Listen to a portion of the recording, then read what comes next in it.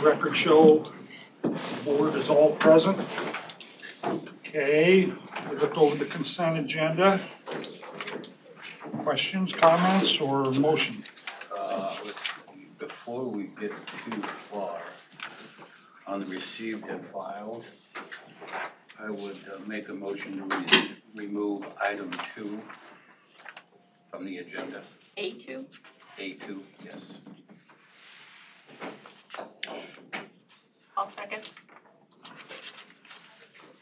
I think we need to explore that further. I think we do need to talk about it. I've got a motion and a second to remove A2 from the agenda. All in favor for the agenda signify by saying aye.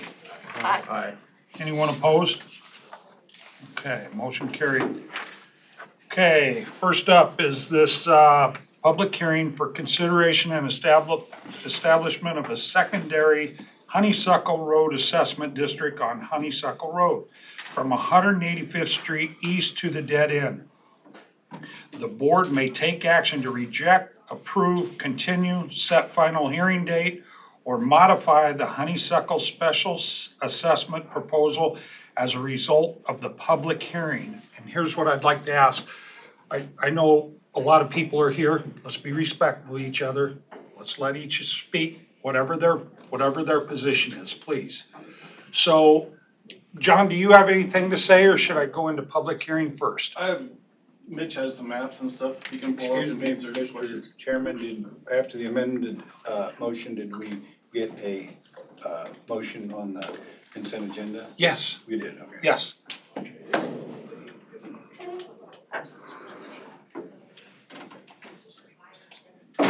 Oh, okay, The wheels are okay, spinning over here. all right. What's that?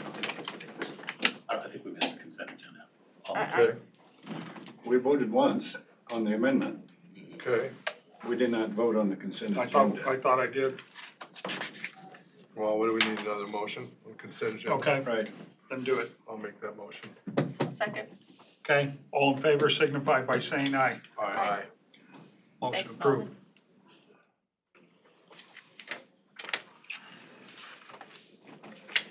Make a motion to go Are into we- public hearing. Pulling something up.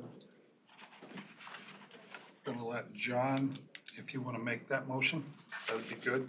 I'll make the motion that we move into public hearing for consideration and establishment of the secondary Honeysuckle Road Assessment District. Second. Okay. All in favor signify by saying aye. Aye. Those opposed? Is it roll call? Nope, you're right. Chairman Shea, Aye. Supervisors Wickman. Aye. Belt. Aye. Miller. Aye. Jorgensen. Aye.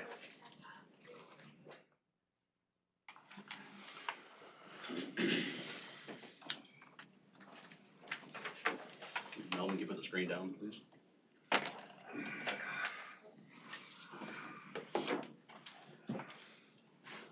I guess I checked on a PowerPoint, I have a map and some of the documents that went out to the folks in the district. So if there's any questions on those, I can bring them up so we can all look at the same page at the same time.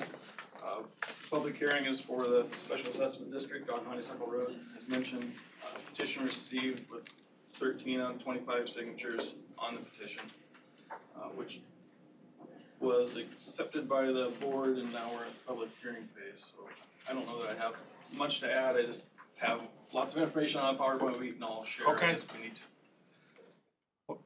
What I'd like to ask now is those in favor to come forward and speak. From the podium. From the podium, please. Yeah, go ahead. Do I need to sign in or? No, you don't. That's for public hearing. Give me your name and address. Sure, Dwayne Decker, 18860 Honeysuckle Road. Name again? Dwayne, D-U-A-N-E. My wife, Sherry. Is she gonna speak? What's your last name? Last name? Decker, D-E-C-K-E-R. Okay, thank you. Go ahead, sir. You bet, thank you. Yeah, I would just like to say, My wife Sherry and I, we've been out on Honeysuckle Road for about 27 years now. We were probably one of the first residents that moved out there with the first improvement, I guess you could say, of Honeysuckle with the initial land development at the end of the road. And I will say from day one, we have been constantly improving our property. We work day and night, week after week, year after year to improve our property. And we feel very proud of our property. And with that said, we feel we like to share that property and feel proud when other people come to our house and see our property. And one of the negatives for our property is that road out there. The road is very dangerous at times. It's hard for access. We even had times when we've had to cancel parties at the house, and just because of the condition of the road. It's not just the winter time, it's summertime when we have heavy rains. Accessibility is just terrible out there.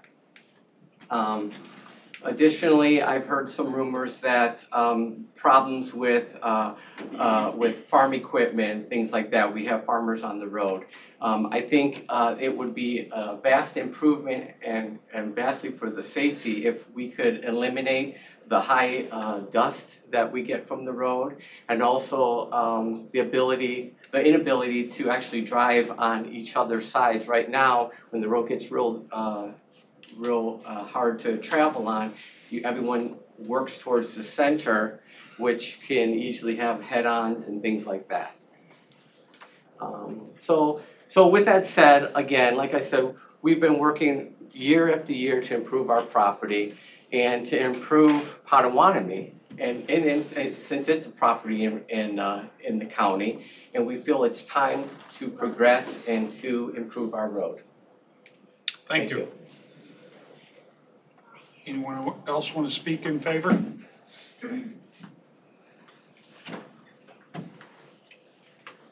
I'm Jerry Schlickburn, and my address is 21436 Lake Hill Lane, Council Bluffs. So we live clear at the end of the road. And I want to second what Dwayne said. The road is not safe as it is. In the wintertime, the amount of dirt and movement we get, people have slid off the road just from mud. Right now, I had actually been out of town and came back Thursday, and I wish you could see the road today. It was gravelled a couple weeks ago. We're constantly having to put gravel in the county come out and grade it. But I have a Yukon, a GMC Yukon, and I cannot drive over 5 miles an hour on most of the road because it bounces so much, and the vehicle literally bounces like sideways if you go faster than that. Which, you don't want to go too fast on a country road, but you should be able to drive faster than 5 miles an hour without feeling scared. And so like Dwayne said, people tend to get on whatever part of the road they can get on that isn't going to bounce you off the road. And a lot of times that's clear over, and we have a couple really big hills that you just hope nobody's coming up by the time you get there. And so having, some of us have small children out there, and the fear of having them driving on that road one day is I think a very valid fear. And we've lived out there for 8 years, and over the years this has been attempted to be done. And, while people have talked about not, the cost is too high, the cost really, we've gotten it down on this petition where, we all spend more than the monthly cost on going out for a dinner, and so I really don't think that's it. I think it's more, the objections are more fear of change and progressive, which I know as a board and the county, we want to progress and improve the county, and it's the path that everything goes on. And I really encourage you guys to consider that today and help us have a road that we can be proud of and that we can all feel safe on. Thank you. Thank you. Anyone up next? In favor? Joshua Ryben, R-Y-B like boy, I-N, 21234 Lake Hill Lane. I'm just gonna read off my phone here. You are all aware of how involved I've been in this petition process between the meetings and everything else that I have emailed in. I also appreciate all the time and the work that you guys have put into this as well. Rather than go over all of the same information that I've sent over before and in the past, I'd like to leave you with this. As the crow flies east of where we live from Honeysuckle Road, in the area of 205th Street has recently been hard surfaced. The county told me that this road was done with recycled material from another project and the county paid for it. My next question is, how did this said project come about? I was told that there are certain roads that the county wants done, and this is one of them. The final question I had was with the traffic count. I was told it was 220. That is less than the traffic count that we have on Honeysuckle. And the petition has the majority of the signatures required, and we are willing to pay our portion. I'm assuming that this was done for safety and progress. I would ask that you vote yes for this petition and the continued safety and progress for the county in relation to Honeysuckle Road. Thank you. Thank you. Anyone else? Okay, those opposed, who wants to start?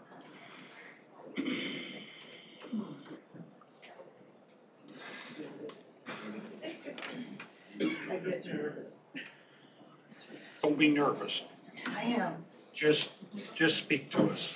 Nancy Keeley, 18489 Honeysuckle Road, Council Bluffs, Iowa. Are you guys gonna read our letters we sent you? I did. I did. I mean, are you gonna read them into Out loud? No, Yeah. I don't believe we're gonna do that. So, but everybody's read them. We have several. And No. the count on the road is only 70 vehicles, not 260. The state had made an error years ago, and it's been changed back to 70. So that will change the cost of the road to the petitioners. I just want to make everybody aware of that. So, and I really hoped you'd read our letter. Thank you. Anyone else?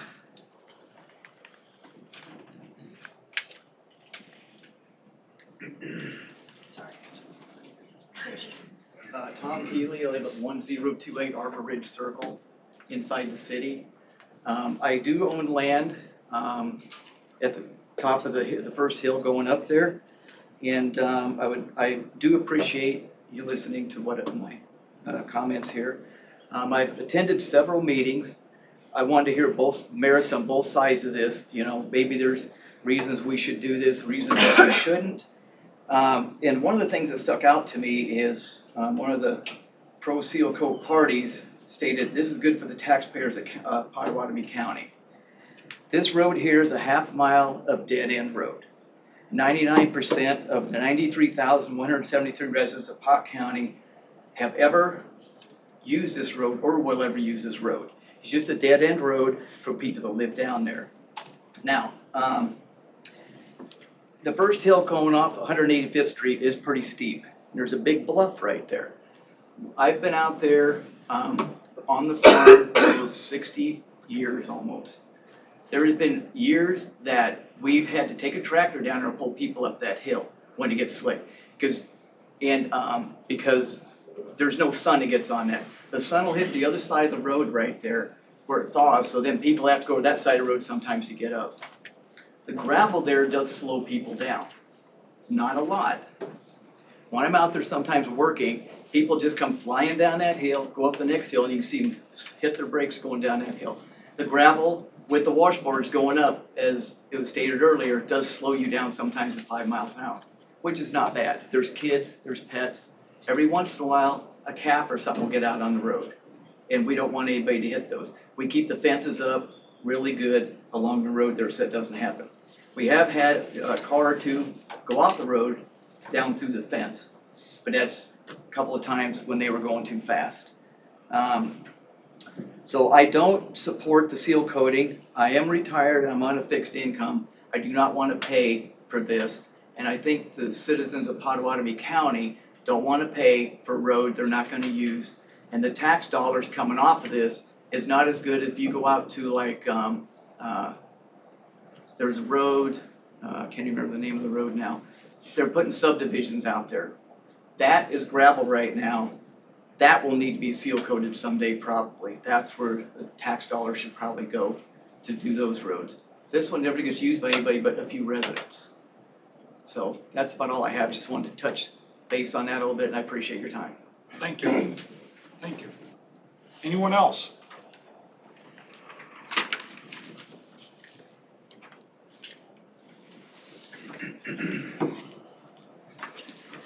Hello, Jamie Reed, 1217 Jennings Avenue. We own property on parcel number 754306400004. I've given each of you a letter, and I wasn't really prepared to read it today, so I'm just going to skim over the important things that I think are important for everyone to hear. Based on the road count, the actual petition's cost will go up to $164,538. Everyone's cost will go up approximately 35%, ranging from $14,088 at the top category, which is currently $10,436. We're at the 20% category, so our property will go from $144 to $1,407. It's just one example of the unforeseen expenses that were not included in the petition. Since last September, there has been concern for those that live on Honeysuckle that are in limited budgets and simply can't afford any additional road or property tax assessments. They've lived in their homes and on this gravel road for years, and again, they have no complaints. In fact, they say if it wasn't for gravel, they wouldn't get traction in the wintertime. As there are other costs not included in the engineer's estimated sheet that will be needed to be funded, such as digging ditches, installing driveway culverts, removing trees, installing a turnaround at the bottom of the hill that leads to a private lane. This project will greatly increase the cost and become a burden for property owners who have to absorb even more than what they see on an estimated payment sheet provided by John Rasmussen. If this project moves forward, it will become a precedent for property owners living on gravel roads throughout Potawatomi County. With this information, I say no, and I think that the estimated cost of $4,300 that John has provided us for gravel maintenance, it's a much better way of spending Pot County funds. Thank you for listening. Thank you. Next.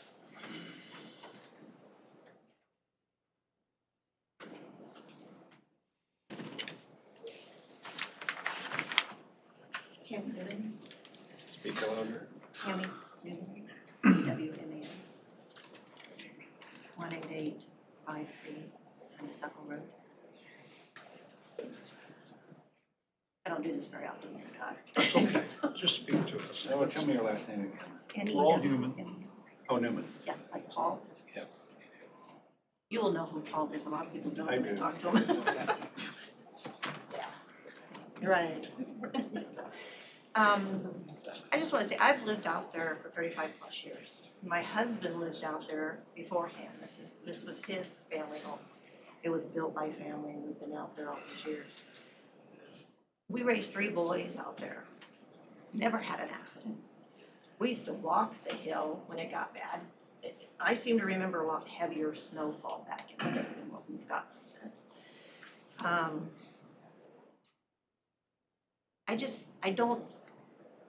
I don't see the need for it. When you come out and you live in the country, you have a gravel road. That's what you would expect. It's rural Iowa. It's a very, and like it has been mentioned, it's a very small section of a road to a dead end. It was brought up that you drive towards the center. Well, you do. There's one section on that road that if you go too close to the one side, there's a fear of dropping off into a ravine. So that's one of the main reasons you might not want to hug that shoulder. But I don't remember having any major serious where people have been harmed accidents out there. We've gone into the ditch isn't very deep, and I'm afraid that if you do pave it, you're going to dig the ditches deeper. I've seen more accidents on 185th sliding off of a paved surface. Lincoln Highway, which is a paved surface, I've seen more accidents and more people in a ditch than I have on a gravel road. So I have a concern with that. And then, of course, the expense. I'm not prepared to come up with the expense. I'm going to be retiring here in a year or two. I have not, I'm not prepared to have to pay more money towards that. And I know my property taxes will be going up in probably 2025. And how much of that is going to be because of this paved road. I just don't see the justification for it. It's an inconvenience if you have gravel dust. And I'm gonna say right now, no one in here can complain about gravel dust more than I. I live closer to the highway. I live with the gravel dust. I'm not complaining about it. It's part of living in the rural area. I wash my car lots of times. By the time I make it home again, it's covered in dust. So, you know, I deal with it. And I also want to know what changes would be proposed if you're going to widen the road, if you're going to dig the ditch, and what kind of impact will that be to properties? Specifically mine, since I'm at the end of the road. I do want to let you know I did write a letter. It was scanned to you guys today and has been sent out. So I do hope that you read through it. There's more information in there, more comments. I believe we all read them. Okay, thank you. Thank you.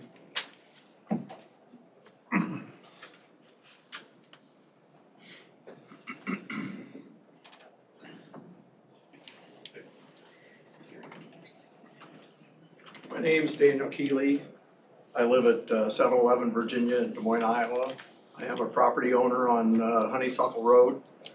And I get bits and pieces of information as nothing gets sent to me directly.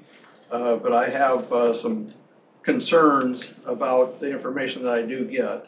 And from the day one when this the initial petition was set up, there were properties on there that are not included in this latest petition.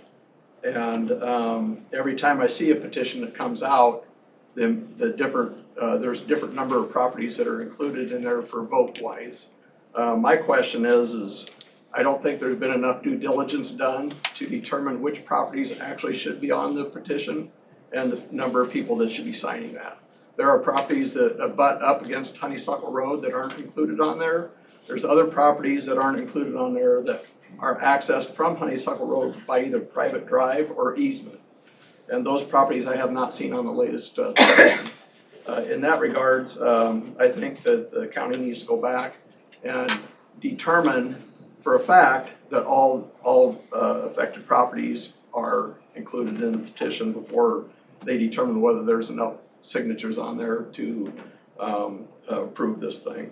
The next thing that I had received was the road count.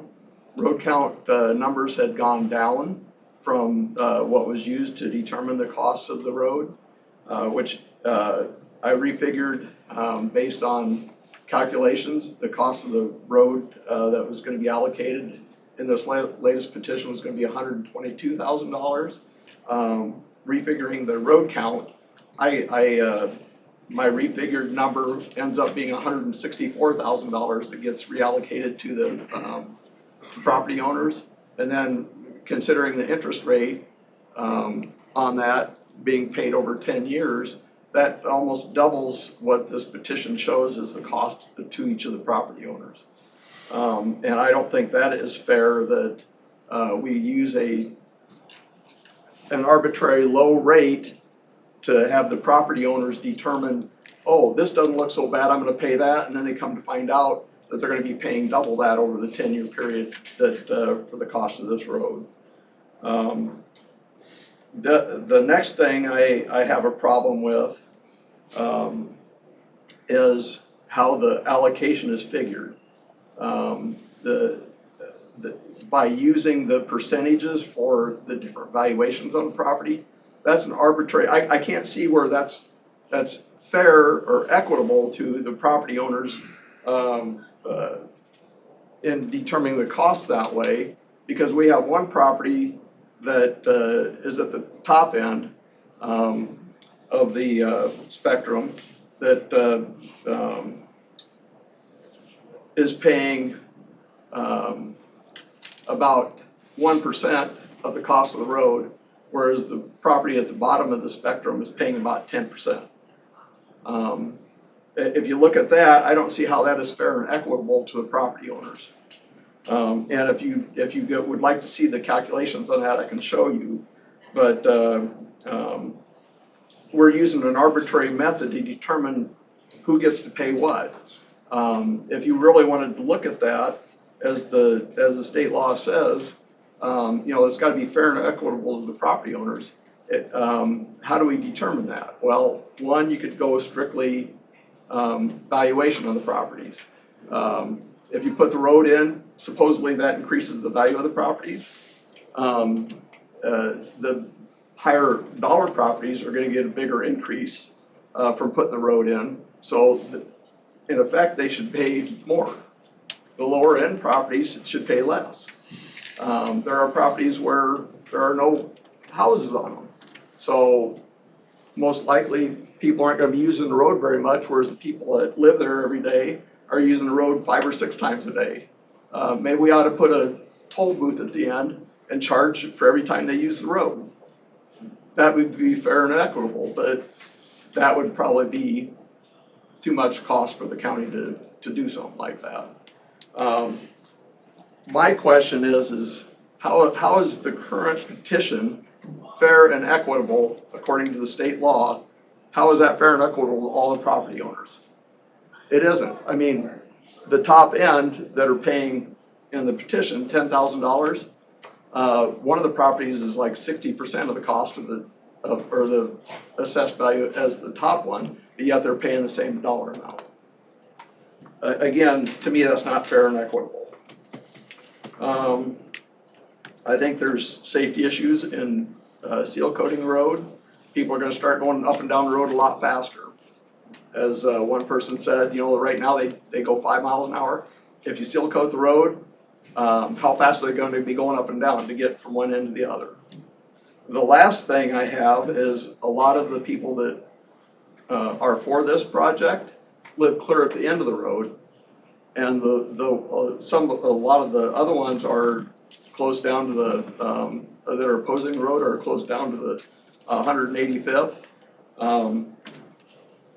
The road usage, they're paying for the whole road just as the people clear at the end are, but they're only using a portion of the road. Again, how is that fair and equitable to all the property owners that are there? Maybe you do it based on distance from the end of the road.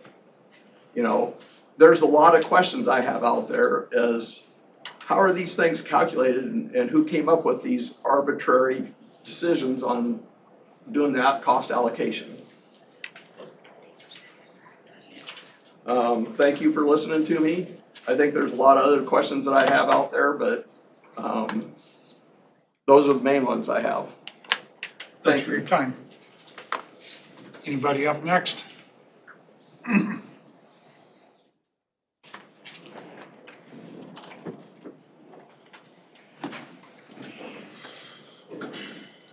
Tim Keeley, 18489 Honeysuckle Road.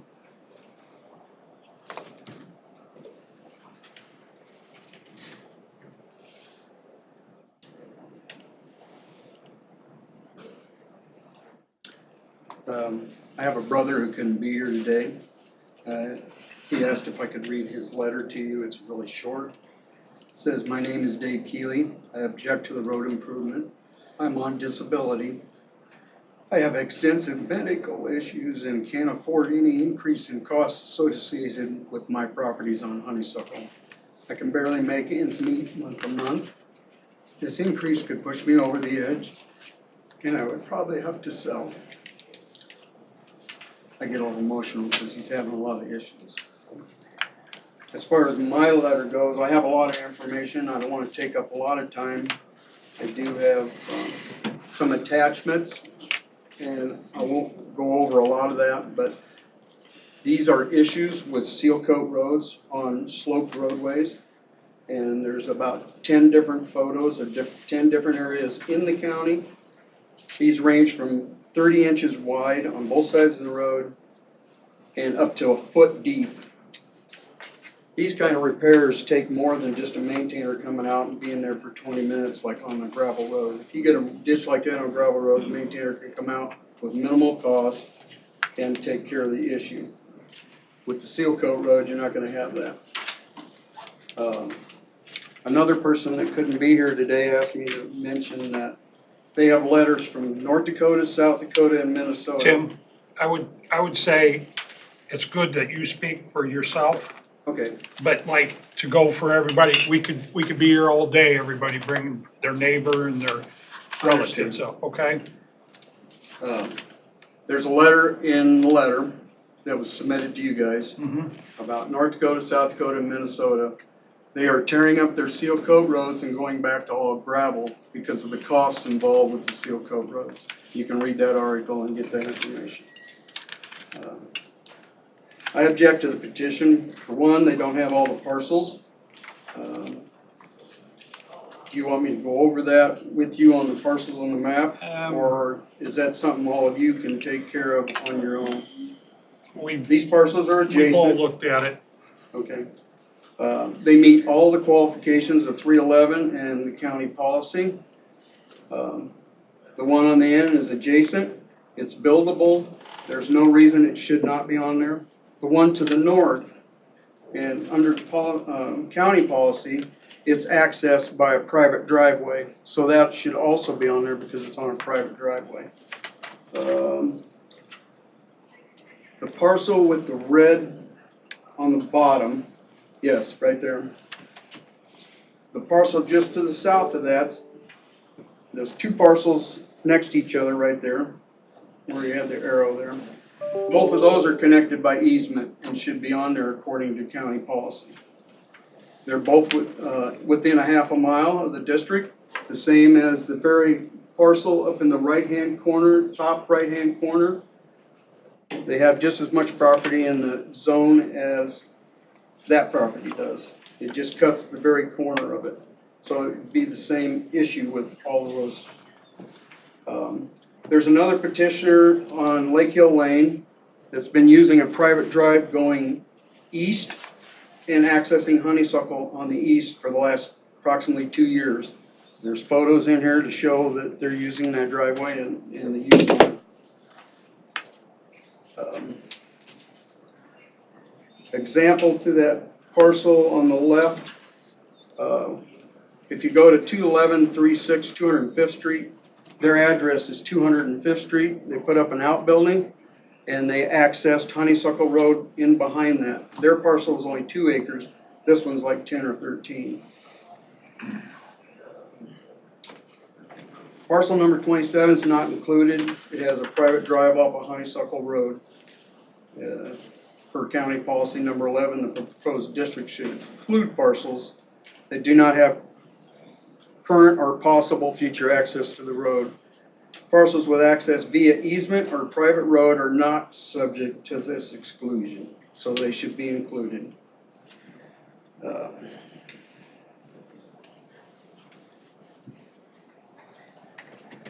petitioner's costs went from 260 down to 70 by a error that was made with Iowa DOT. To let the yes voters know, their costs are gonna go from $10,436, and we estimated the cost with the interest. Their costs now are gonna be $21,024. Are they willing to vote yes for an additional $10,000? I don't know. County participation would drop to 7% instead of 26%.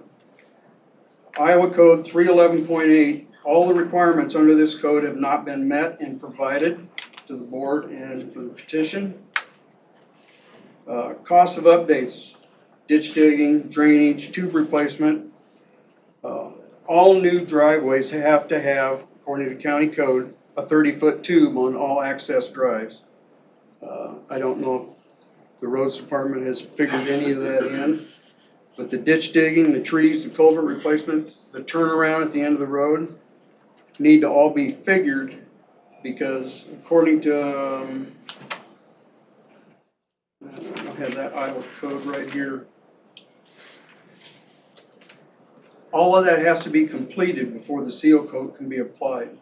So you can't just do part of it and just put the seal coat in and then do the maintenance later. It's under,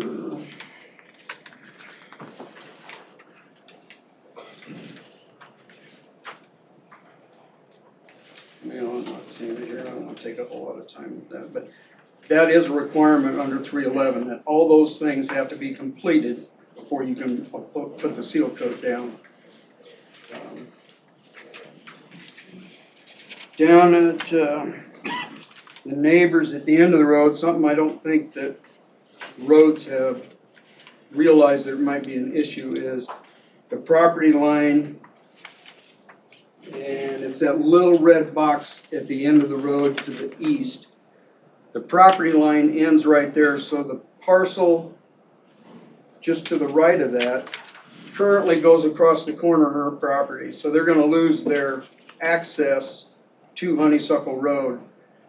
And they're gonna have to either go through a neighbor or get an easement or permit from DNR to go up the backside of the dam structure. And I don't know what that would entail, but I think that's something that they need to look at because that's a high hazard structure. The seal coat, I've lived in this county my whole life, and the worst roads I have in the winter have been seal coat roads. One day I left for work at midnight, went down the gravel road, had to put chains on all four wheels, and it took me an hour to go from 185th Street to the highway, which is less than a half a mile. Because every time I moved, my vehicle would go sideways. In the summertime, the photos I have of the ruts and the ditches on the sides of the roads of the seal coat create problems because you go from 24 feet, and if you got 30 inches wide on both sides of the road, you got a lot less roadway to work with there and drive on. Another safety feature with Honeysuckle is it averages over 30 feet wide from 185th Street to the halfway point. And if they narrow this road down to 24 feet, it doesn't give you as much roadway to use for safety. If somebody comes over the hill, they're going too fast. And 30 feet versus 24 feet is a big difference. And they're all used to driving this, and we're all creatures of habit, and we tend to drive like we've been doing. So this big change, I would ask if it would go through, that the speed limit be reduced to 25.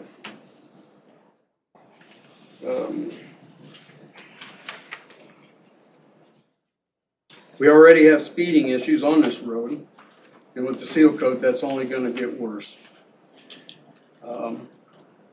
There is no date and time stamp on any of the documents with this petition since the beginning, which doesn't leave any room for a timeline of when the signatures were obtained, when the petition was drawn up, and when the petition was received back.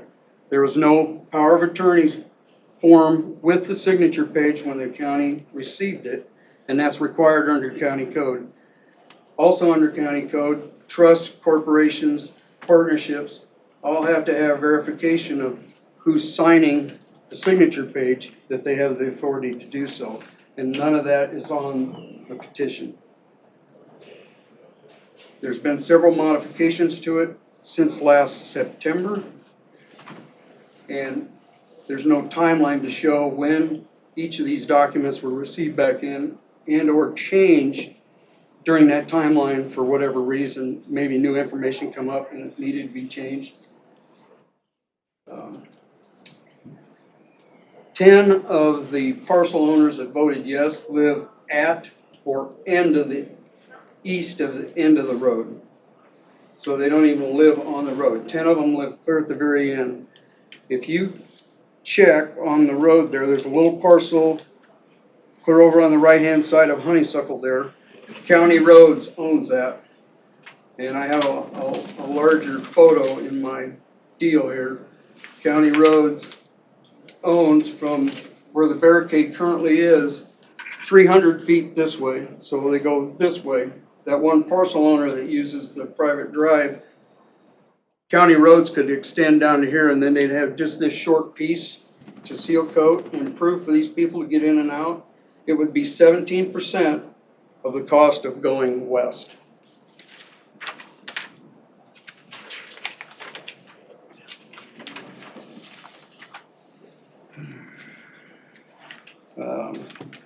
Originally, the petition was drawn up on September 23rd. All the figures that were used that day are supposed to be from the assessor's assessed values of the properties. I checked with my property. It was listed at $205,100. And on the date of the petition, the assessor's office verified it at $131,900. So I asked them, has my property ever been associated with $205,100? They said, no, that figure has never been associated with your property, with our office. That figure did not come from them. So I don't know where these figures came from, if they just made them up or what, but they don't. You can go on the assessor's site and pull all that information up, but most of those figures on that petition were wrong. I think one thing that needs to be done in the future for future petitions, on the page of apportionment, on this one here, they show 1,044 for the 20% group. That's a little misleading to some people because they pass out all the paperwork, and you need to go through all the paperwork and read everything so you understand it. But the actual cost is $1,302.39 with the interest. That would be a more fair and equitable and good faith estimate than the 1044, because you're looking at the total payment of 1302 instead of just the 1044. Parcels 3A, 24A, 1A, and 25A are all at the beginning of the road, the long narrow ones. And they receive no benefit or very little benefit because they have no reason, those owners have no reason to go east on Honeysuckle Road. So the extra they have to pay for the whole distance of the road, they get no benefit from. They have no reason to go over there. So the spending, and I'm estimating this myself, I have no idea, $400,000 or $500,000 for 10 people and 35 cars a day. Is that justifiable spending on the county's part for just a select few?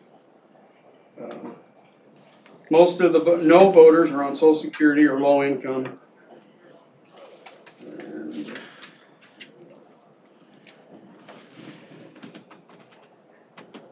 that's all I'll say for now. I've taken enough time. Thanks, Tim. Yeah. Appreciate it. Anyone up next? That's it. I appreciate everyone speaking. Okay, what we need to do is go out of, I got one. pardon? Tim mumbled over there. Public hearing. I'll second the motion to close the public hearing. Okay.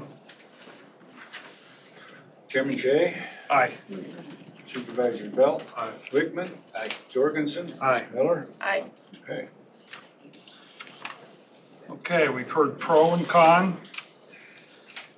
And John, have you got anything you want to add?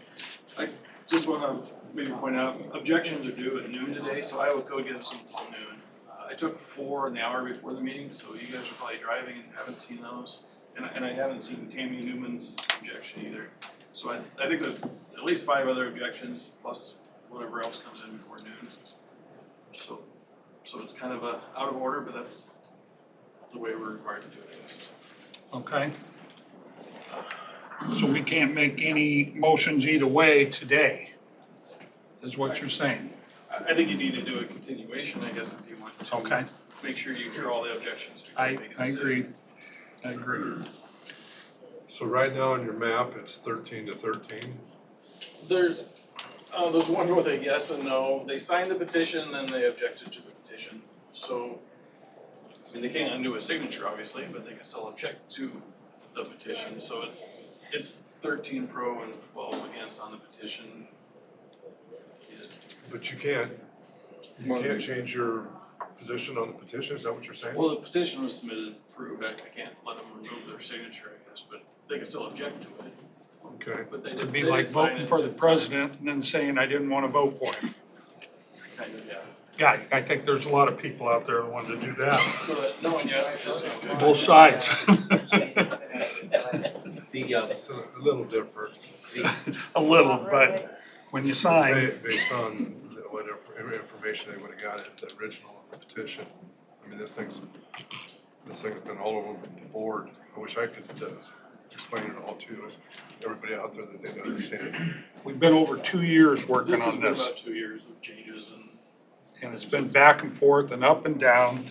And the road, I feel for the county to move forward, we need improved roads.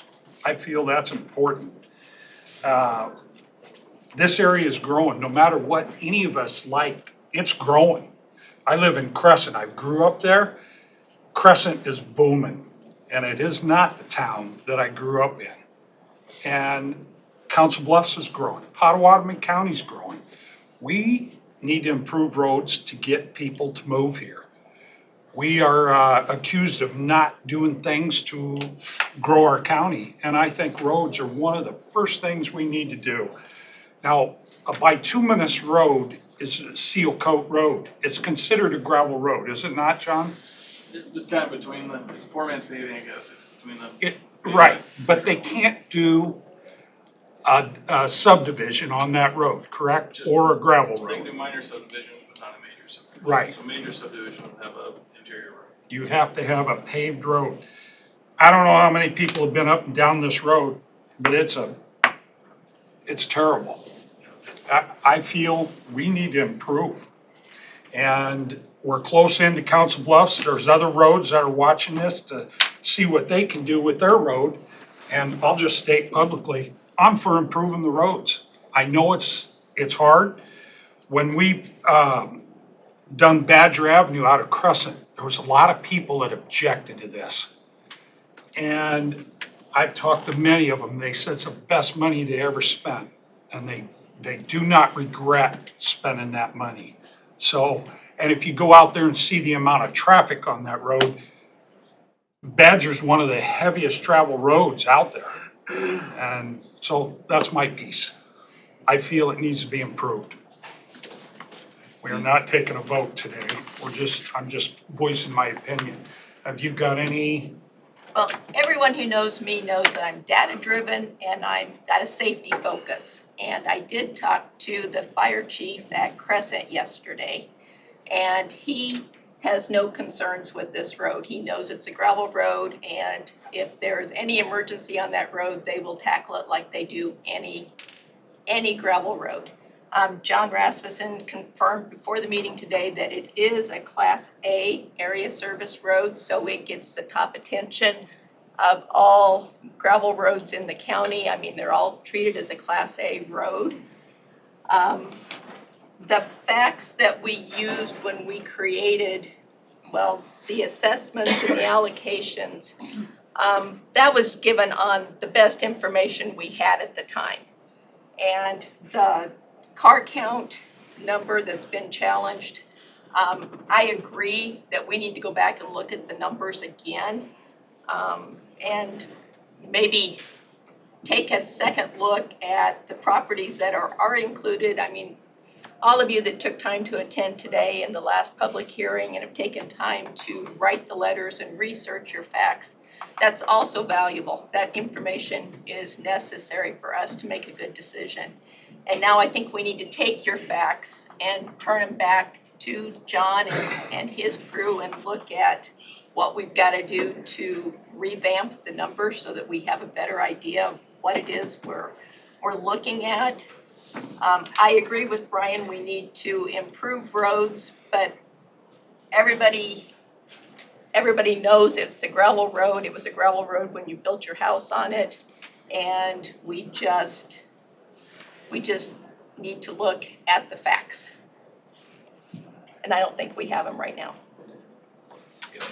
If I can ask John, a couple of questions to you. That parcel, how did you miss that parcel? This one down here, Yeah. So I guess sometimes you just take the black box solution and miss the logic, but the two quarter sections, in my mind, are a half mile, and I guess the lines overlaid each other, then there's 34 feet into this parcel, 26 at that property line, so those aren't true quarters. So there is a little bit of stretch of property there. I didn't catch it because the lines overlaid each other. That's how we reduced the font on them, I guess. So when you determined the half mile each way, you missed that. That parcel should be included. Right, so we just did a data search on the half mile radius. Okay. So, I mean, that's up to the board if they want to add that parcel. If they do add that parcel, I believe that parcel is a no vote. And that would make it 13 to 13. John, that Kane parcel, I can't see the number, what is it, 27? Yes. Why was that not included? It was deemed not to be buildable there along Honeysuckle Road. Same with 28. Is there frontage on that, on Honeysuckle, that could be a driveway for a house? I don't know the elevation difference. There's probably a couple hundred feet of frontage there. So there probably is frontage there, so that one could possibly be considered to be included. Yes. Okay. Then there was a couple of comments, and we received a couple of letters on the state traffic count that was wrong on that road. Right. Okay. What does that do to the cost for the owners on that road? So that's something that the board's gonna have to resolve by modifying or accepting the cost. So by code, the county can't pay more than 50%. So the reason we use the traffic count is the board had asked me to try to figure out how to make this equitable for the roads that want to improve. So if it's a high traffic road, we're using that traffic count to give the county contribution. So that's an in-house thing. So if there's a low volume road, if there's 10 cars a day on it, there's not a lot of value because there's not a lot of users. So that was kind of how we were using traffic counts to determine contribution, just kind of a straight data way, without any opinions on it, I guess. So that would change about a 19% cost swing between petitioners and the county. So that could potentially increase the cost of petitioners. Depends how the board wants. You can accept the error, I guess, and you're fine by Iowa code. You can modify the petition and adjust the costs. So it is something we need to resolve. I think you have two different solutions there. What I heard today was a lot of safety issues with this particular road. Bouncing off, somebody mentioned that they don't want to improve this road and yet mentioned that cars had veered off and through his fence. My experience, I'm an old truck driver. I owned a farm-to-market trucking company in Audubon, Iowa for many years. I traveled country roads in Audubon County, Shelby County, Crawford County, Cass County. I know county roads. And Shelby County is actually the best county, at least the places I had to drive to, the best county to drive on country roads because a lot of those roads were sealed. Now, correct me if I'm wrong, if you got a seal coat road, you're not dealing with a lot of heavy rain and not being able to drive on that road as you are with country roads. Would I be correct to say that? Yeah, it does move. It moves the problem to the edge of the road, I guess. It just moves the problem to the edge, but yeah, the center of the road is.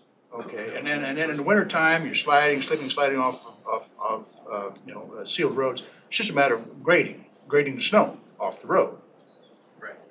I agree with one thing.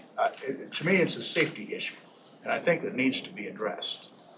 And the other thing is, if you improve the road, would not property values increase? The property values will only increase just by home sales, so that's all data driven, it Okay. won't be directly related to the road, but. But certainly, somebody eyeing to buy a property, the first thing they look at is access to that property. Are the roads decent, or, whatever.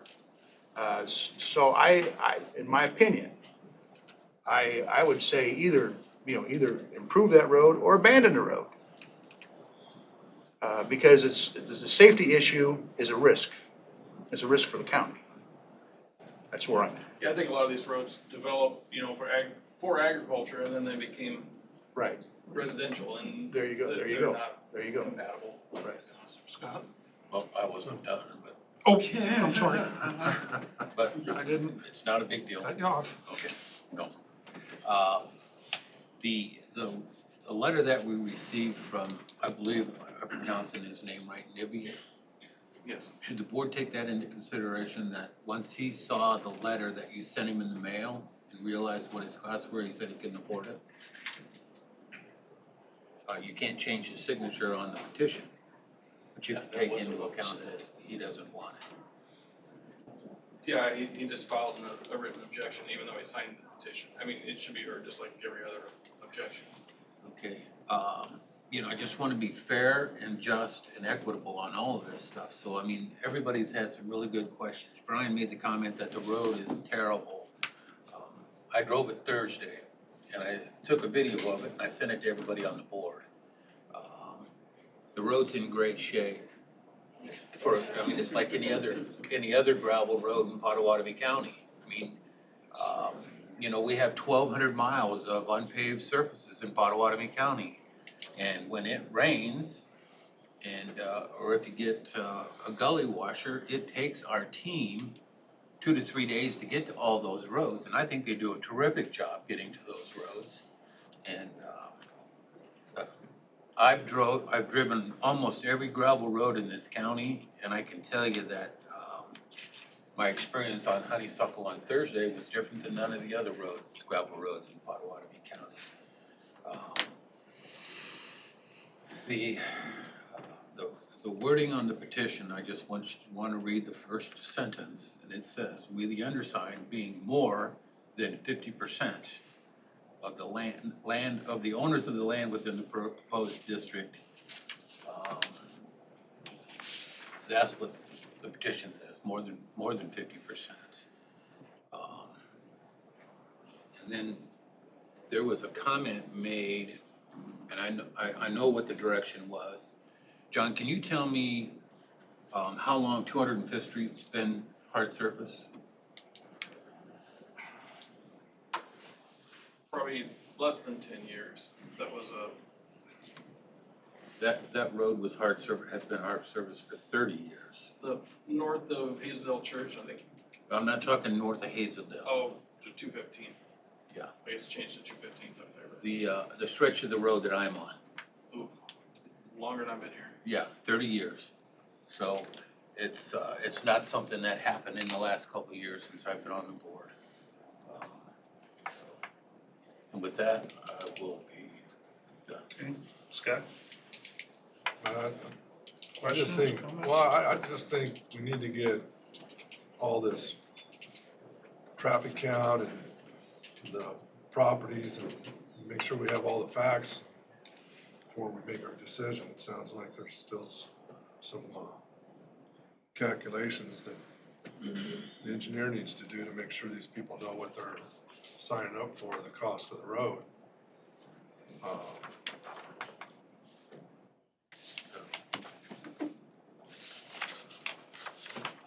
You can still receive up until noon today rejections, Objection, Judge. objections. For adjusting that traffic count, I believe the documents I gave you kind of stand until you direct me to modify the estimate, I guess, based on what you heard in the public hearing. So I think if you want those changes made, I need to be directed to modify the documents if you guys are. John, What do you want? was there not some property splits on this during this petition process? There was, and that was one of the difficult things with this petition, as you heard in the objections, is you know, that petition's been out there a long time. When it came back, these parcels down here had split as well as an owner change, so we tried to update the petition to match that, but there really should have been a window for that petition as far as when it should be due or subject or how long it can go.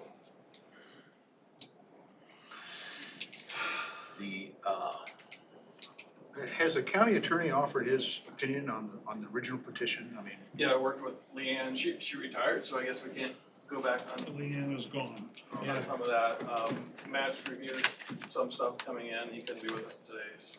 because I believe Matt stated, correct me if I'm wrong, but he stated that at the time the petition was presented, that's what we're dealing with. Right. That's what he said.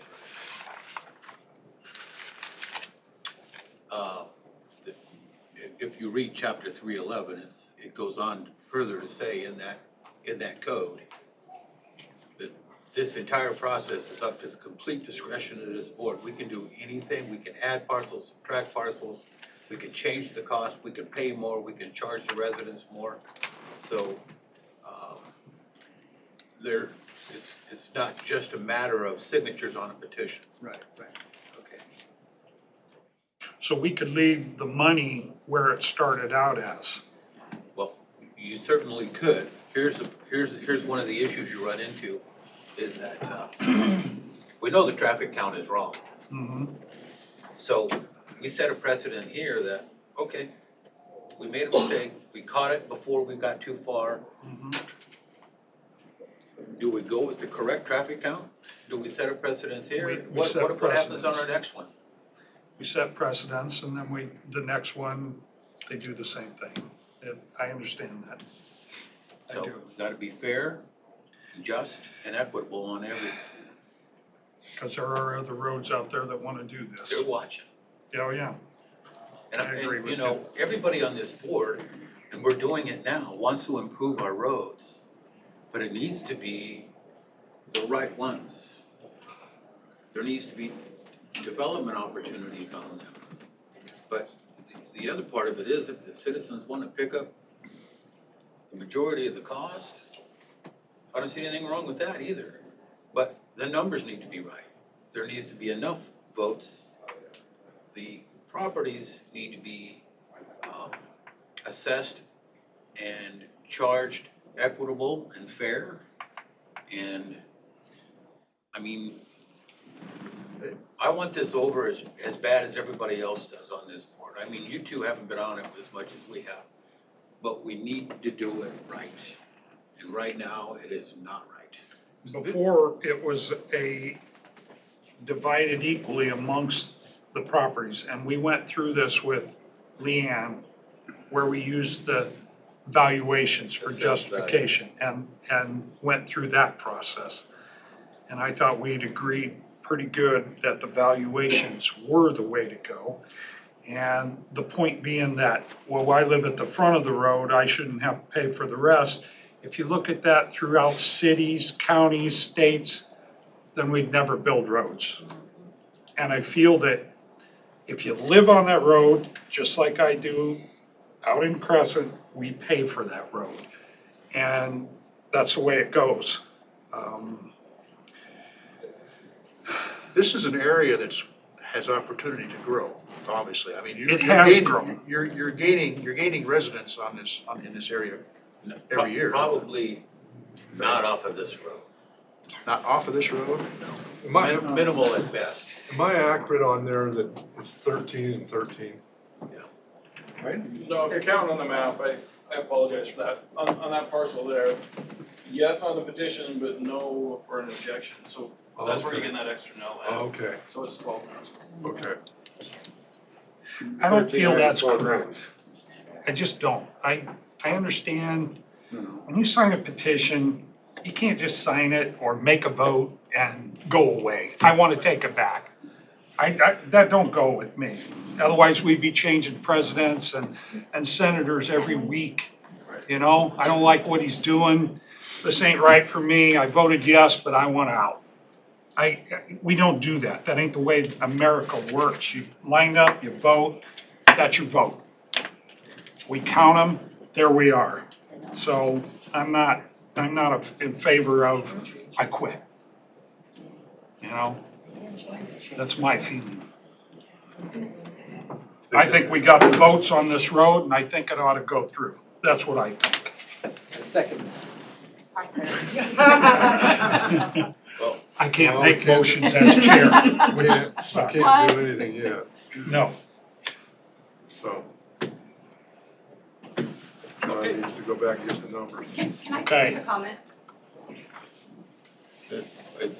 We done the public comment. I'm sorry. You gotta wait till noon, so we do a continuation till next week.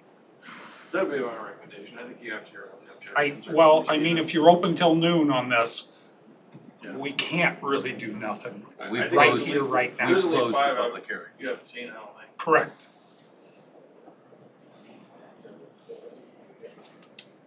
So that eliminates up till noon, correct?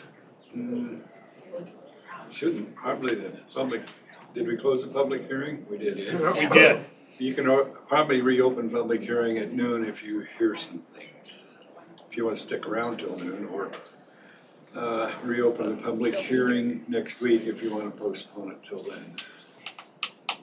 I'll, Only for those that are received after this closure. That's my, I will make a motion to continue the public hearing until the 5th of September at 10 o'clock. Wow.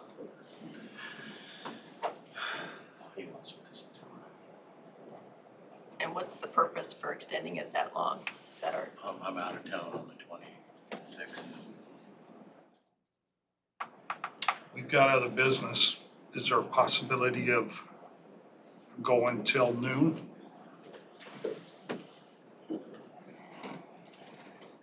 Well, I'm just I don't throwing it know- out there. I don't know if we're We gonna won't have the cost- numbers. we won't have the cost I don't think from we're gonna have John. the numbers from John. Okay. You know, I think that's important for both sides, you know? I would agree, I would agree. Okay. I was second, Tim's motion. All right.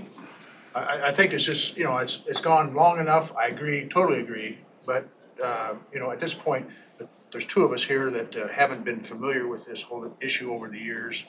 I'm certainly would like to hear and like to read all of the comments, pros or cons.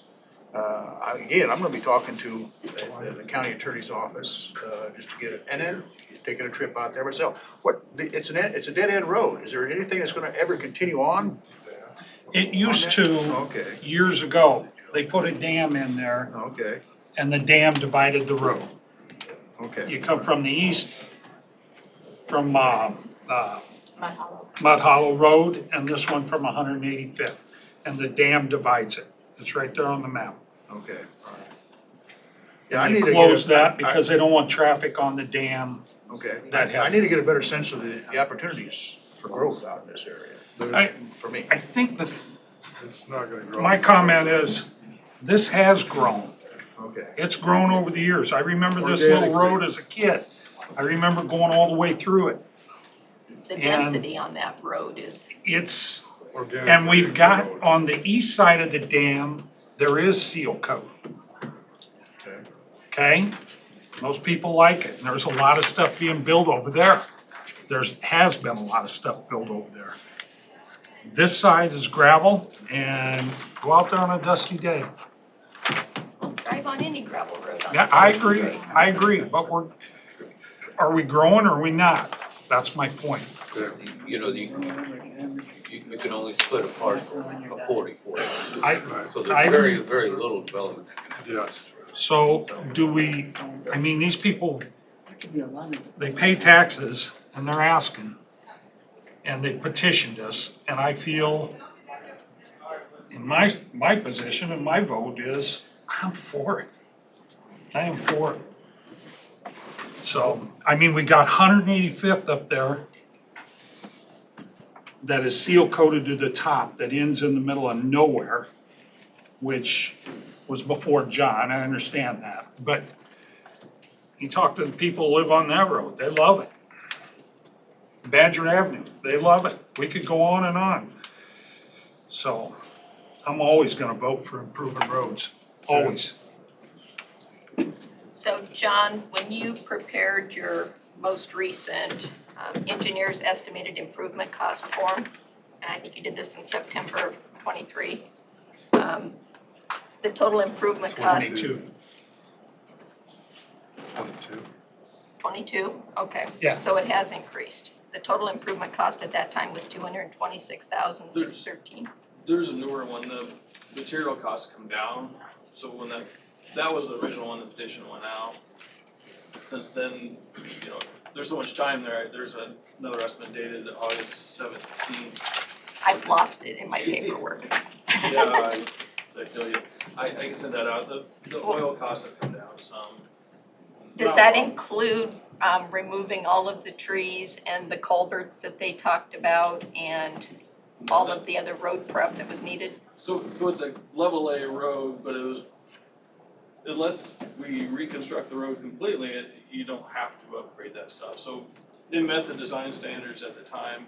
All of our roads would meet current design standards, right? So when we reconstruct them, we bring them up, but this isn't that in-depth of a reconstruction. So I think the issues there that need fixed are always been issues that need fixed in the past, I guess. So I didn't feel like those costs should be included in the estimate. Probably not gonna be a lot of work done to the road. So the total improvement cost is what in your best guess right now? That estimate's darn close anyway, but about was it 240? I mean, I have it here. Take it out.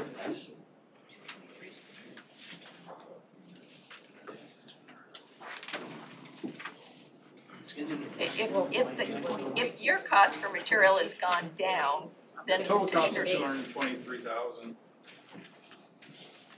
so it was just 3,000 difference. Yeah, so the county participation was 111,627. It's going up At the 260 traffic count. So if you guys want me to modify that, I can run these numbers again. I was just hesitant to change anything until you had You the public should hearing. use the right traffic count, I mean, and, I mean, if we're gonna do that, I mean. I don't disagree with you, I just didn't want to change the numbers in the middle of this process, so I just want everybody to be, I just want to be transparent on the numbers that way.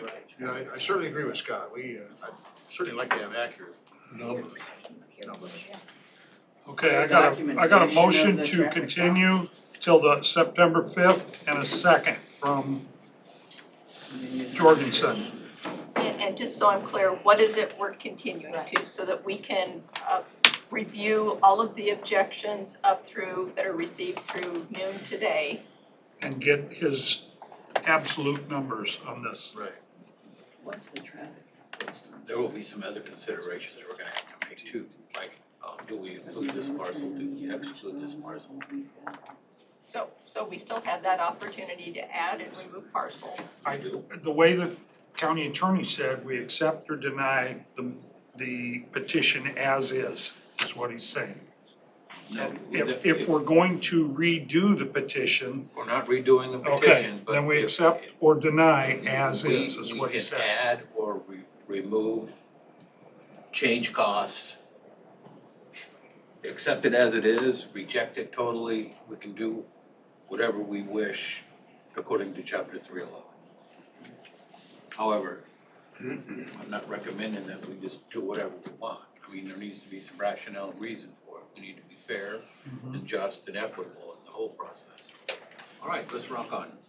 Okay, Melvin, will you do a, You want to do a roll call on the motion? I'm sorry, Susan, did you want to Oh, add something? I was just gonna say, we've heard from a third of the property owners that they want the improvements. We've heard from a third that they don't want it. And I think we haven't heard from a third of them. So I'm sure that they're impartial one way or the other. I mean, they signed the petition, but we haven't heard from 100% of the property owners. I just want I to call don't that think out. you ever will. We never get 100% on any vote. I think we have by their signs on the petition. Melvin, would you do a roll call to continue? Let me see where I can write this in. Chairman Shea, Aye. Supervisors Wickman, Aye. Bell, Aye. Miller, Aye. and Jorgensen. Aye. Thank you all for coming in, and I really appreciate both sides of this. I really do. It's not an easy deal being up here to make these decisions for everyone, but we appreciate you coming in. And I appreciate you petitioning your government for doing the right thing for what you want. That's your right. Well, they should know what their petition is going to cost. Correct. It's a fair and equitable rate. And to do it, and not know what your cost is. Can we take a couple minute break?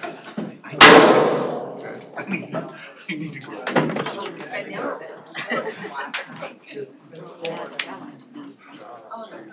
I gotta figure out how to get all.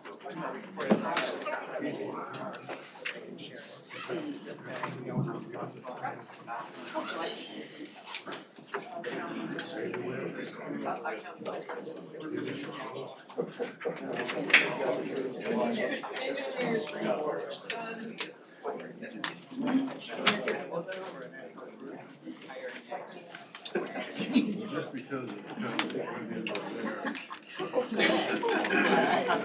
So what? I don't understand why this.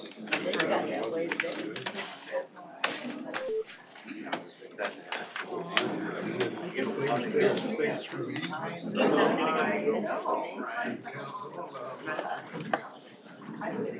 don't do that.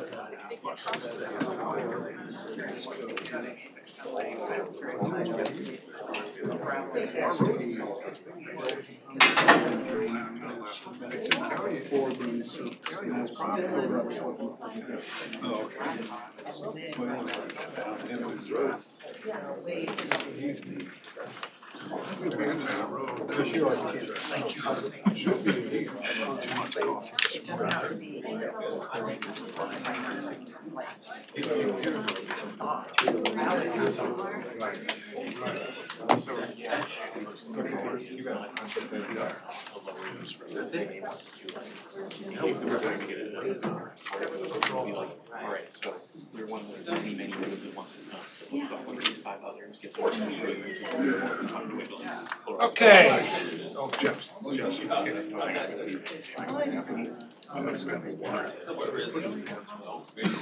Maybe he's just the short.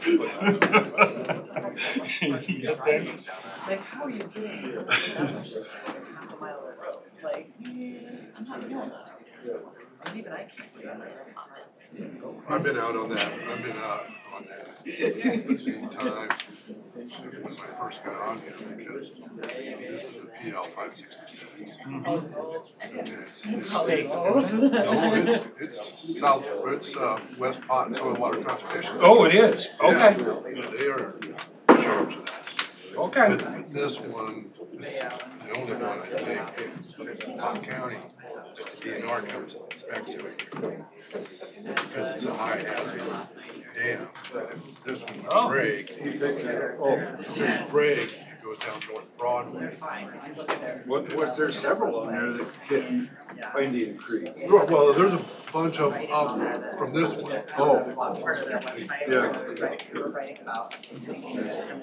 And over here. Right over here, there's some. There's Mud Hollow. Right. There's a few on there. Yeah. One up here is silted in. Yeah, that's what they're supposed to do. Okay, let's go.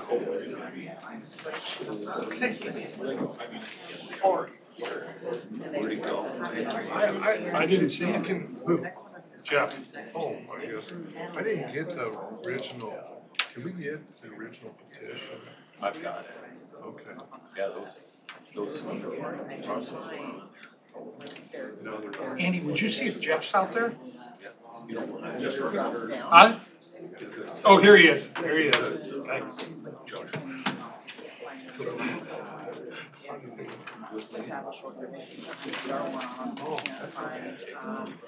What? Where'd you go? You know what?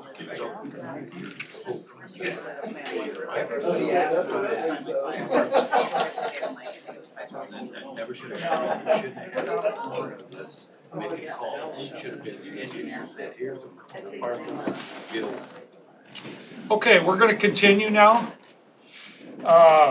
Next up is discussion and/or decision on appointments to the Civil Service Commission, and I'd like to turn this over to Susan. Several months ago, County Attorney Matt Wilbur had submitted the name of Josh Gutah to replace Donna Gray on this commission.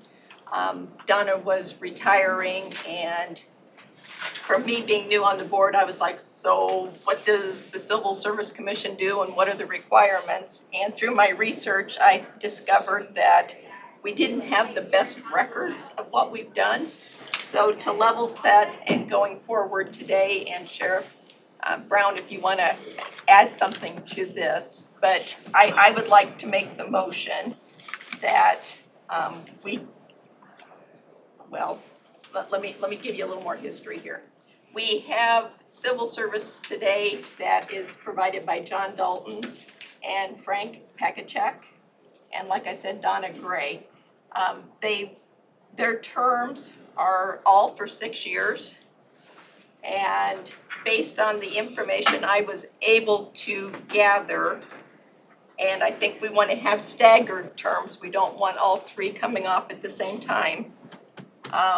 So I would recommend that we have John Dalton with his term ending 8/15/2025, Frank Pakachek with his term ending 8/15/2029, and Josh Gutah to complete the term of Donna Gray, so ending 8/15/2027. Second.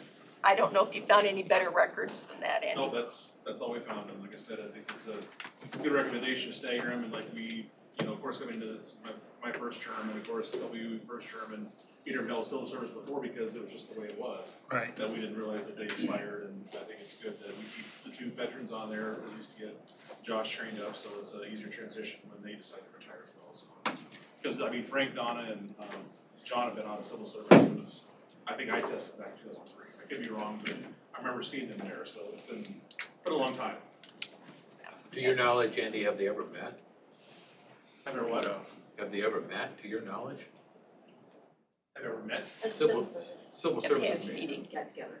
Well, yeah, once a year for sure for testing, they're required to proctor a test, or in test, so once a year for sure, but, I don't think there's ever been agreements that they've had to oversee, so.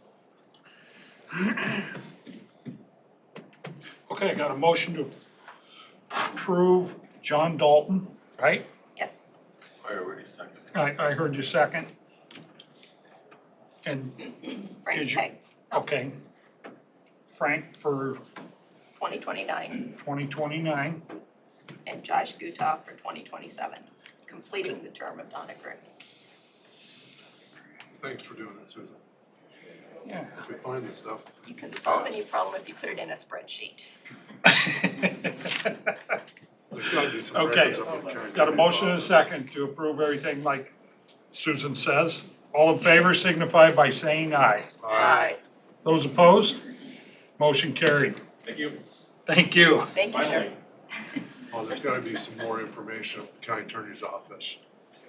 Cause I know they met once when I was on the board early on. I wouldn't know what they would have done. No, I know. But the attorney would have been involved. I mean, I think the only option is like if it's somebody thought they were wrongfully terminated essentially. I mean, Yeah, it's not really right. Before, but most of it always goes through attorneys and HR and stuff anyway, so. Yeah. Can you only test once a year?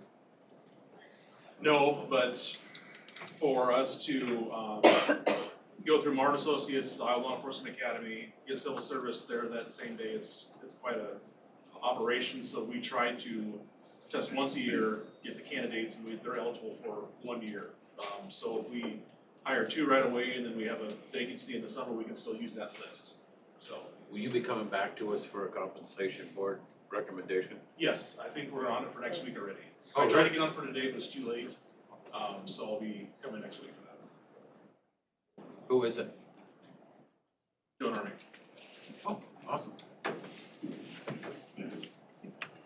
Can I vote ahead of time for that? No. Take a trip back if you want to. I mean, as much as I, miss you guys all the time, I guess I get back again next week. Thanks, Andy. You're welcome, thank you.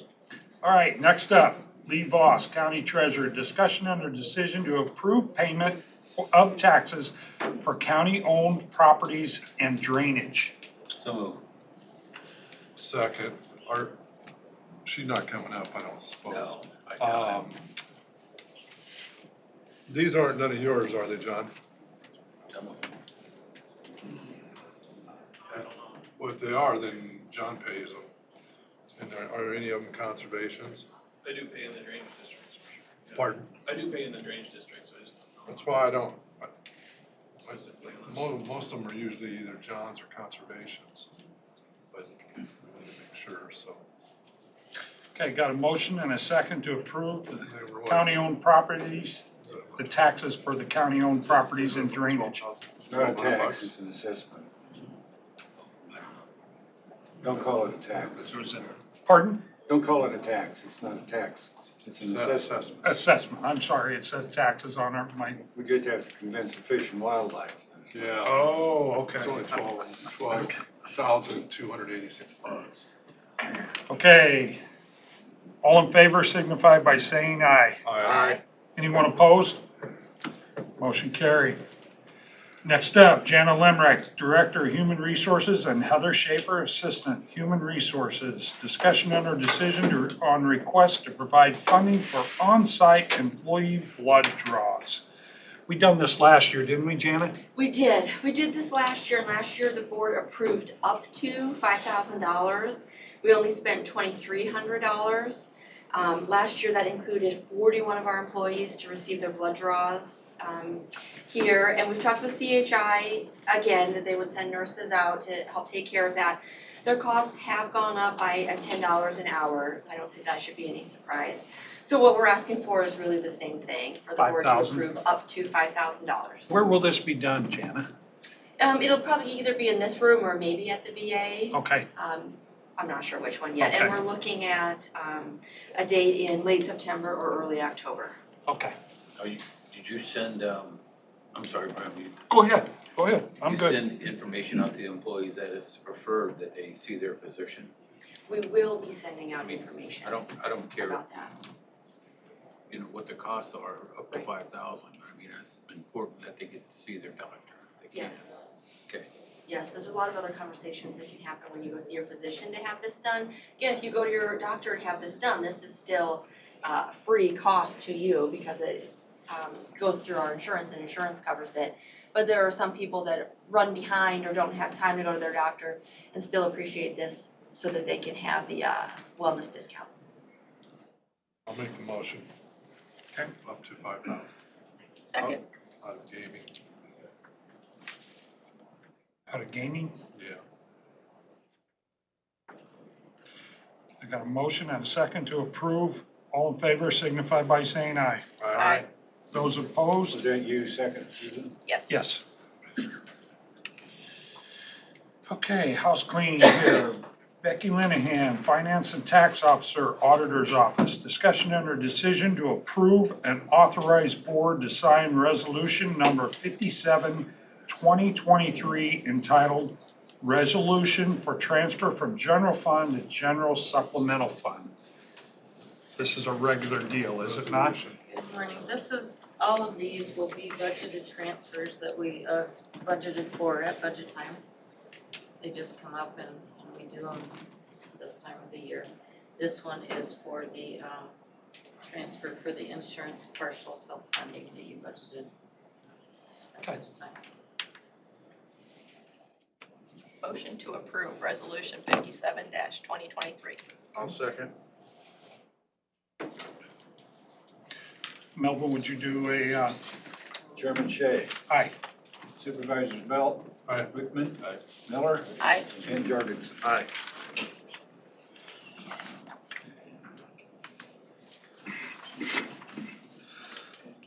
Becky Linehan, Finance and Tax Officer, Auditor's Office. Discussion under decision to approve and authorize board to sign resolution number 58, 2023, resolution for transfer from gaming fund to Ski Hill Enterprise Fund. And again, this was a budgeted transfer, we're just taking funds out of gaming into the newly created enterprise fund for the ski hill, which is not a budgeted fund. When, And that's for improvements and Okay, maintenance. when conservation came in and, they provided us those, projects that they sent out for bid, mhm, the total was 1.5 million and they were gonna pay us back over, with the, revenues from the ski hill. mhm. How did we get to 2 million on this? We discussed that in budgeting, and they still have a few things left to do up there too. Those are the Haven't two been- things That that, haven't been approved? correct. Well, then let's move 1.5 million, and when they end up coming back for some other expense, if we approve it, we can transfer the other 5. But, I mean, that's just my opinion. The board can do what it wants. Discussion? Mr. Chairman, I think regardless of where the money is, whether it's in gaming or the enterprise fund, it would still take Is a the board's enterprise fund set up? approval for any expenses. So we're trying to get some money into it now. That's right.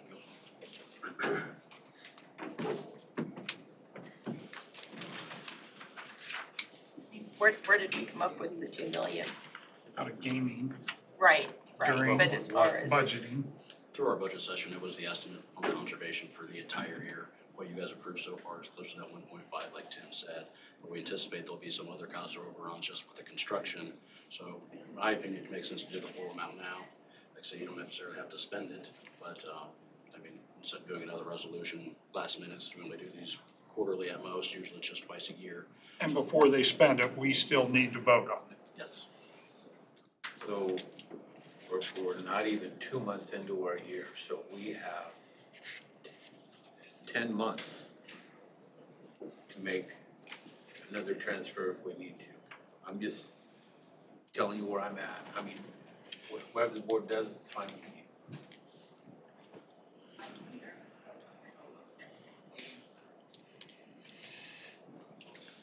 I'm waiting for I'll make the motion. For resolution 5823. the full 2. Yeah. Okay, Second. got a motion and a second. All right here. Melvin, we do a roll call? Chairman Shea. Aye. Supervisors Belt. Aye. Wickman. Nay. Miller. Oh, Aye. sorry.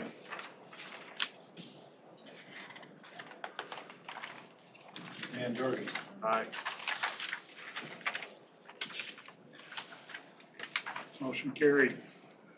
Becky Linehan, Finance and Tax Officer, Auditor's Office. Discussion and or decision to approve and authorize the board to sign Resolution 59, 2023, entitled Resolution for Transfer from Gaming Fund to West SWCD Pot County Structures Fund and East SWCD Pot County Structure Fund. Again, this is a budgeted transfer that we've done each year for several years.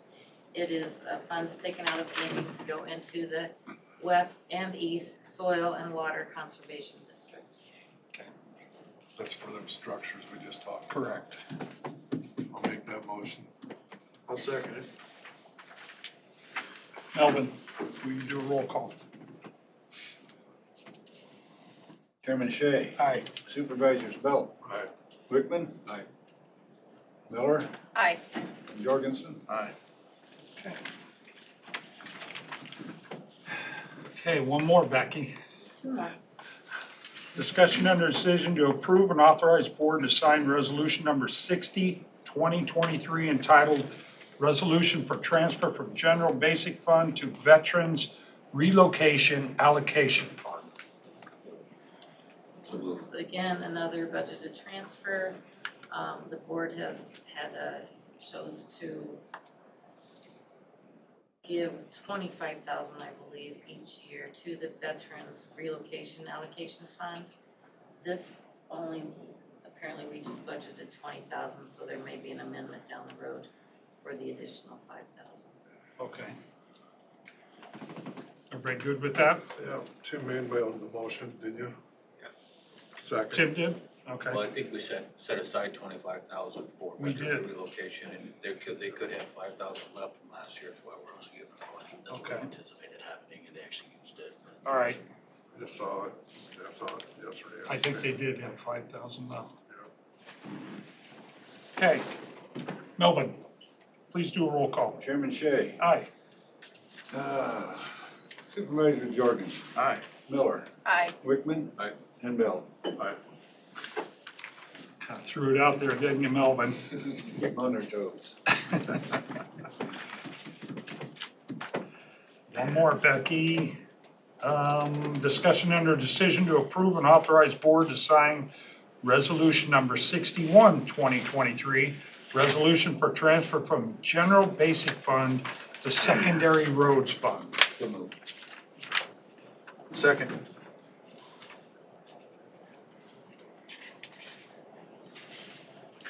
Melvin, please do a roll call. Chairman Shea. Aye. Supervisors Wickman. Bell. Aye. Miller. Aye. Jorgensen. Aye. Motion carried. Okay, thank you, Becky. Thanks, Becky. Jason Slack, Director of Buildings and Grounds, discussion under decision to approve change order for courthouse ADA ramp. Okay, this is a change order, owner request for change.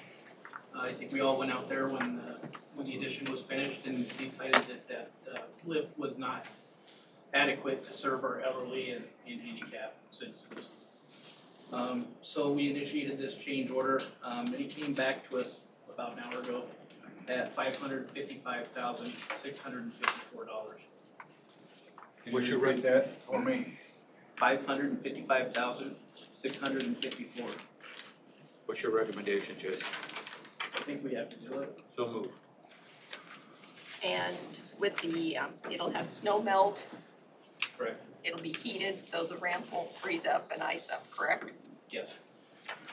Where are we at with one lift? Has that all been fixed after we sat down? They haven't been out yet to, Since we talked to them? no, they haven't been out to rectify any of these Do they need issues. a map to know where we're at? Not yet. Do we need to authorize the chair to sign anything on this? Yeah, we'll have to sign the, I'll include that in my motion to authorize the chair. this is a 3-month, project is slated to be done November 17th. There's a 10-week lead time on the handrail. I've asked all the time when the courthouse is actually going to be officially open. Is there any update on, We don't know. we don't know. When we turn the porch light on. Moving ahead on the parking. I see that, yeah. Looking for a second. I'll second. All in favor signify by saying aye. Aye. Those opposed? Motion carried. Jason, thank you. Thank you. Thanks, Jason. Thanks, Ben. Thanks, Jason. Thanks, Ben. So our warranty hasn't started on that thing though for those people. I'm sorry? Our warranty hasn't started on those until those people get that. We did get our temporary CO for the building. Our HVAC equipment is already, the warranty's already started on. No, but I mean on the chairlift, Right. Yeah. so Okay, if you have a problem, you can.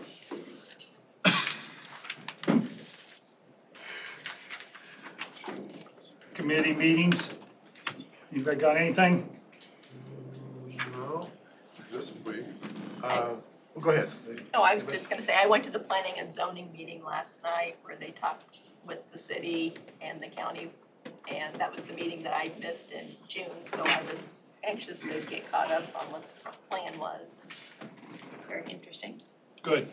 I was at the Council Bluffs Airport Authority meeting. Very interesting. Of course, they got a lot going on out there as far as expanding. One of the members said that they were in Omaha and happened to be talking to a business owner over there who owns several planes. And as they were talking, he suggested, well, maybe moving one or more of your planes over here to the Council Bluffs Airport. He said between the river and the airport, there's only one traffic light because of all of the new interstate construction that has been going on. And the guy checked it out, and he was agreeable that he's going to move a couple of his planes over to the Council Bluffs Airport. So I guess kudos for all of the development going on the interstate infrastructure, and it's going to work out very well. So, Good. and they happened to mention that at their meeting. Did you go to VA? No, I did not. Okay. I was on vacation last week, so I didn't do nothing. Anything, guys? Okay. All right, public comments.